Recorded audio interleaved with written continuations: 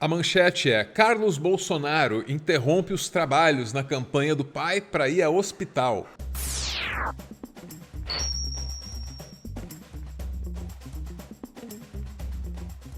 Carlos Bolsonaro tem estado em evidência nos últimos dias e isso definitivamente não tem sido bom, nem para ele e nem para a campanha do pai dele, né? Olha lá.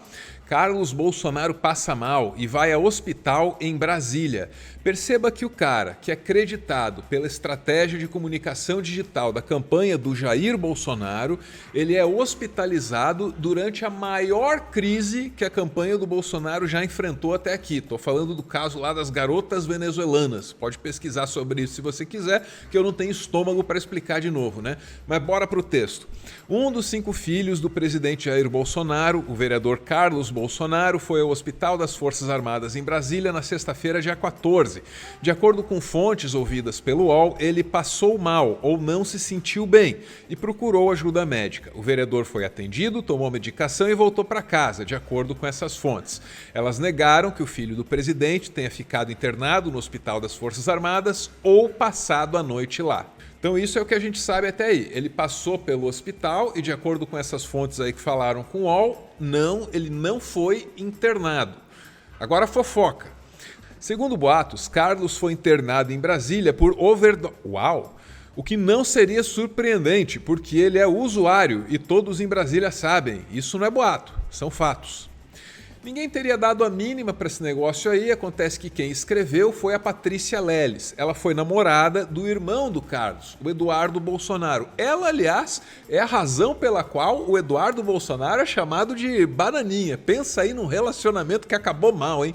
Mas esquece o Eduardo, vamos focar no Carlos, que ele é o assunto aqui. O que o Carlos Bolsonaro tem a dizer sobre essa história toda? Passei no hospital ontem por volta de meia-noite. Conversei com os médicos sem problema algum antes ou depois. Fui embora rapidamente. Após, segui meus afazeres normais diários. Ponto de exclamação. Uau! Quantas histórias loucas e maldosas. Aí apenas horas depois disso tinha o debate, né? O debate marcado na Band entre o Jair, pai dele, e o Lula. O Carlos estava por lá e rolou isso aqui, ó. Tá olhando com atenção aí? O Carlos está passando ali atrás. Aí olha o que ele faz, ó. Ele encosta a cabeça no ombro do segurança. Beleza. Hospitalização misteriosa num dia, aí um gesto esquisito no outro. O que uma coisa tem a ver com a outra? Talvez, ou provavelmente, nada. A gente tem essa imagem, a gente está mostrando agora, e depois ele é puxado pela equipe. Nessa imagem não dá para ver, mas ele é puxado por outro membro da equipe do Bolsonaro. O que isso quis dizer? A gente ficou confuso, né? Olha lá, dá para ver perfeitamente ele encostando ali a cabeça no ombro do segurança. E aí todo mundo replicando essa imagem das redes sociais, tentando entender ali o que aconteceu, o que foi esse momento do Carlos Bolsonaro.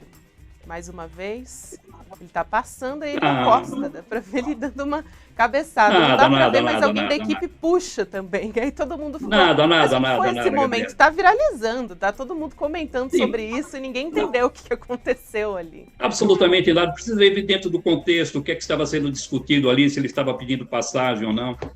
Absolutamente nada. Quem juntar esse momento aí com o outro lá, o da hospitalização, vai concluir que o Carlos está abatido, está caído, está fora de combate. Não parece ser verdade, tá? Porque durante o debate ele foi uma presença muito ativa. Ficou o tempo inteiro ali fazendo sinais para tentar ajudar o pai dele. E me chamou muita atenção no primeiro bloco o quanto o filho do presidente, o Carlos Bolsonaro, estava incomodado com a postura do presidente diante as câmeras. Lula, logo na primeira resposta, foi direto para a câmera, falar direto com o eleitor. E Bolsonaro ficou afastado. Ficou quieto, não foi? Aquilo foi deixando o Carlos Bolsonaro muito irritado. Num determinado momento ele levantou e aí ele foi ao lado do Fábio Faria, do ministro, e também de Sérgio Moro, que estavam sentados lado a lado. E ele ficava muito incomodado. E ele fazia sinal para o pai. De olho para a câmera, de olho para a câmera. E o pai não via. E ele foi ficando muito incomodado. E assim foram os 30 minutos de debate direto entre os dois, sem ele conseguir se aproximar. No último minuto, se a gente for prestar atenção, ele conseguiu olhar para o filho e ele foi para a câmera. Aliás, parece que estava tão ativo que quase se meteu em confusão. Em outro momento também, me chamou a atenção quando ele começou a falar da Glaze. E a Glaze estava na plateia. E ela fez tchauzinho para ele e provocou ele, que é justamente esse assunto que ele estava extremamente incomodado com a questão das venezuelanas. E aí Glaze provocou ele no debate, o Bolsonaro. Ela deu um tchauzinho e falou, tô aqui, também ao vivo, e ele ali ficou quieto. E no fim ele concedeu uma entrevista para a mesma Fabíola Cidral do UOL que a gente estava ouvindo aí. O presidente Bolsonaro defende a liberdade, inclusive os senhores, um do outro lado não apresenta isso. Até hoje não apresentou plano de governo, a gente sabe por que não apresentou. As ideias são macabras, são sombrias e assustam a qualquer brasileiro de bem nesse país. Então é algo extremamente preocupante que possa ocorrer com a vitória do candidato Luiz Inácio Lula da Silva, porque o seu ódio ele é destilado o tempo inteiro nas oportunidades que ele tem de se comunicar com o povo. E hoje ficou claro aqui que não há proposta nenhuma dele no sentido propositivo para o país, somente um rancor que lhe resta no final de sua vida política. Nessa oportunidade, nessa entrevista, ele foi questionado sobre os gestos que ele fez lá para o pai dele. Agora, Carlos, você acha que quem saiu melhor no debate, assim, claro, né? Você vai falar que foi Jair Bolsonaro, mas eu vi aqui em alguns momentos você estava ali um pouco incomodado com a postura dele. Você queria que ele falasse mais com a câmera, falasse mais com o eleitor. O que você acha do desempenho desse novo formato? Não, ele é diferente, é novo, então tudo que é novo exige adaptação. E eu, por conhecer um pouquinho ele, eu sei que de como ele se movimenta, de como ele se comporta. Então essa proximidade com ele faz com que a gente consiga transmitir um com o outro com pequenos gestos, a correção de algumas posturas. Então isso é muito importante nesse momento. E eu espero estar sempre ajudando o meu velho quando possível. Talvez a única overdose nessa história seja de boatos, seja a de fofocas. Mas para a campanha de Bolsonaro tanto faz. A campanha dele está em crise e o debate, ainda que não tenha representado assim uma derrota enorme para o Bolsonaro, o debate não muda isso não. Você sabe o que são as cozinhas solidárias? Se não sabe, tá sabendo agora. E o nome é autoexplicativo, hein? São cozinhas que estão espalhadas pelo Brasil, montadas bem pertinho de locais críticos, onde tem muita gente vivendo a chamada insegurança alimentar, que é um nome bem menos amargo para fome, né?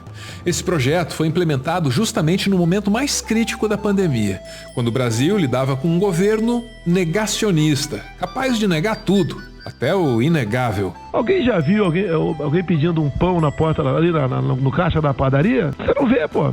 As cozinhas solidárias são obra do MTST, o Movimento dos Trabalhadores Sem Teto. Eu sei que te disseram que eles vão invadir sua casa e vão tomar o que é seu, mas não se engane, o MTST não é um banco. E as cozinhas solidárias mostram muito bem como é o espírito do movimento.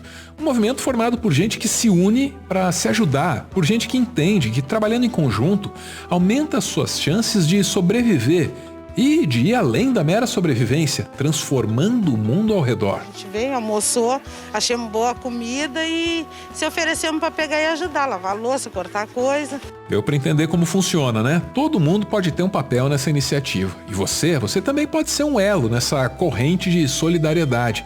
Você também pode fazer parte desse esforço que é urgente e é necessário. Porque fome não tem só a ver com pobreza. Fome não tem só a ver com os rumos da economia. A fome no Brasil é uma escolha política. E a questão é, será que você concorda com essa escolha?